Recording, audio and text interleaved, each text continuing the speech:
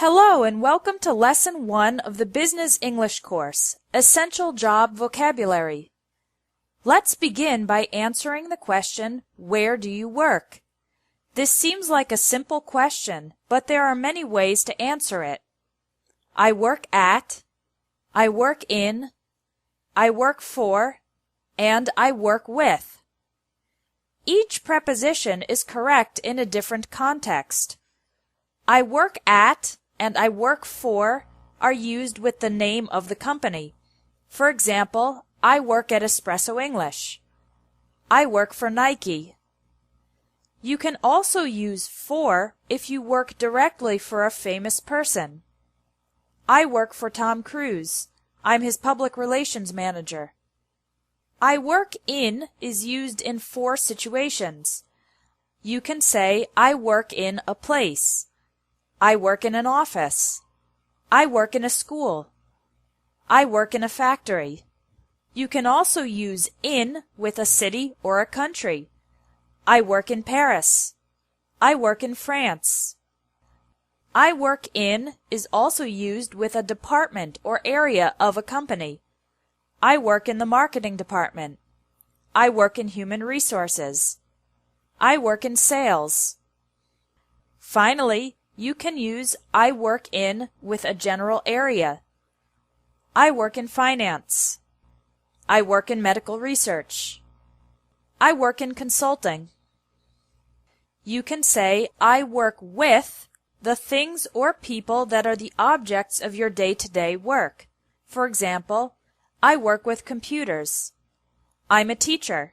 I work with special needs children. If you want to add more details about your work, you can say, I'm responsible for. I'm responsible for updating the company website. I'm responsible for interviewing candidates for jobs. After I'm responsible for, use the ing form of the verb. Let's review. I work at a company. I work for a company or a person.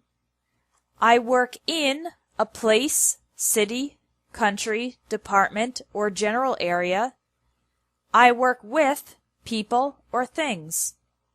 In conversational English, the question where do you work is commonly phrased as what do you do or what do you do for a living. How do you answer this question if you don't have a job?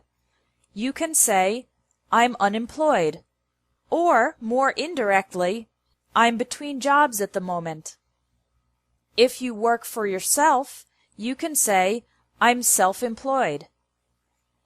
If you have your own company, you can say, I own a small business, or more specifically, I own a restaurant, or I own a graphic design company. Now let's learn some essential employment vocabulary. When you are officially accepted into a new job at a company, you are hired by the company. For example, I was hired by an insurance company just 2 weeks after graduating from college. When you're hired, you become an employee of the company. The company becomes your employer. The other employees in the company are your colleagues or co-workers.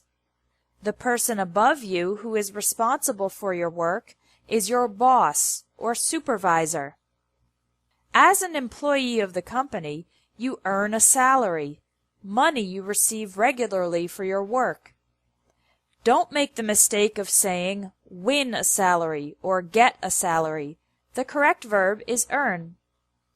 If you're good at your job, you might get a pay raise or a raise, an increase in your salary. You could also get a promotion, an increase in importance and authority. At the end of the year, some companies give their employees a bonus, extra money for work well done. The opposite of hire is fire, when your company forces you to leave your job. For example, Peter was fired because he never came to work on time. Usually, if someone is fired, it's because they did something bad.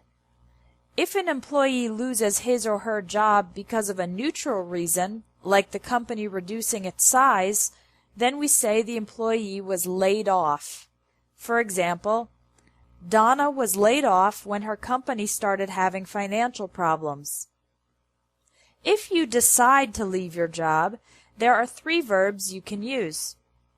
I'm going to quit my job. I'm going to leave my job. I'm going to resign. Quit is informal. Resign is formal. And leave can be formal or informal. When an old person decides to stop working, the verb for this is retire. In most countries, people retire around age 65. Let's review the vocabulary you learned in this lesson. Listen and repeat to practice your pronunciation. Hire, employee, employer, colleague, coworker, boss, supervisor, fire, laid off, earn a salary, get a pay raise, get a promotion, get a bonus, quit your job, leave your job, resign from your job, retire.